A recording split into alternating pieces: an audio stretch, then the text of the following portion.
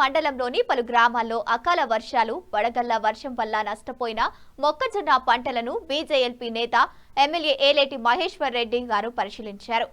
మండలంలోని సోను, కూచన్పల్లి, బొప్పారం, న్యూ వెల్మెల్ గ్రామంలో నేల కొరిగిన మొక్కజొన్న పంటలను పరిశీలించారు.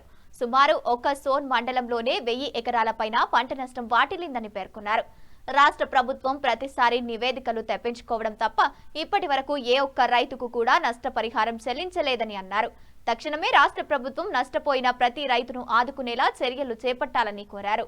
ఈ కార్యక్రమంలో మండల సీనియర్ నాయకులు సరికెల గంగన్న, మండల అధ్యక్షులు మారా గంగారెడ్డి, న్యూ వెల్మెల్ సర్పంచ్ రాచకొండ సాగర్, బొప్పారం సర్పంచ్ నరేష్, నాయకులు నరేష్, నర్సయ్య, శ్రీనివాసు, సంతోష్, రైతులు తదితరులు ఈ కార్యక్రమంలో పాల్గొన్నారు.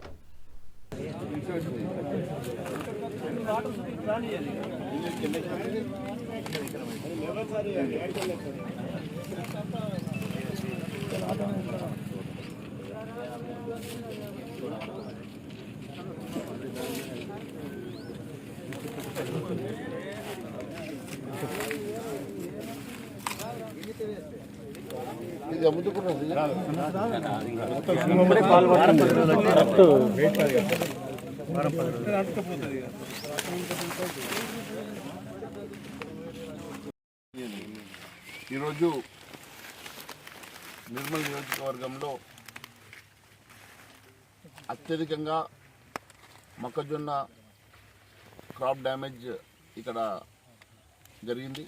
ముఖ్యంగా సోన్ మండలంలో దాదాపు 690 ఎకరాలు మరి ఎన్యూమరేషన్ చేసి అధికారులు మరి లిస్ట్ ఇచ్చారు. కానీ ఫీల్డ్లో చూస్తే దాదాపు 1000 ఎకరాల పైన ఒక సోన్ మండలంలోనే క్రాప్ డ్యామేజ్ జరిగినట్టుగా కనపడుతున్నది. నేను ఈరోజు గౌరవ ముఖ్యమంత్రి గారిని ప్రభుత్వాన్ని అడుగుతూ ఉన్నాను. గతంలో కూడా ఈ రకమైనటువంటి డ్యామేజ్ జరిగినప్పుడు ఎన్యూమరేషన్ చేయించి మరి వారికి క్రాప్ డ్యామేజ్ కంపెన్సేషన్ ఇవ్వలేదు. మరి ఈ రకంగా ప్రతి సీజన్లో ఏదో ఒకసారి ఈ రకమైనటువంటి డ్యామేజ్ జరుగుతున్నప్పుడు కూడా రాష్ట్ర ప్రభుత్వం ఆదుకోవడం లేదు.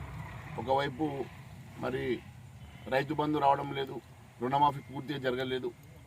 మరి గత సంవత్సరం కూడా మరి అధిక వర్షాలతో జరిగినటువంటి క్రాప్ డ్యామేజ్కి కంపెన్సేషన్ రాలేదు. మరి ఇప్పుడు కూడా అకాల వర్షం వల్ల మరి కేవలం బొక్కే మండలంలో దాదాపు 1000 ఎకరాల డ్యామేజ్ జరిగితే మరి అధికారులు చెప్పిన దాని ప్రకారం కూడా 690 ఎకరాల మరి క్రాప్ డ్యామేజ్కి మరి కంపెన్సేషన్ ఇప్పటి వరకు మరి ఎన్యూమరేషన్ చేస్తూ ఉన్నారు. కానీ మరి దీనికి వెంటనే క్రాప్ డ్యామేజ్ కంపెన్సేషన్ ఇవ్వాలని మరి మేము డిమాండ్ చేస్తూ ఉన్నాము ఖచ్చితంగా.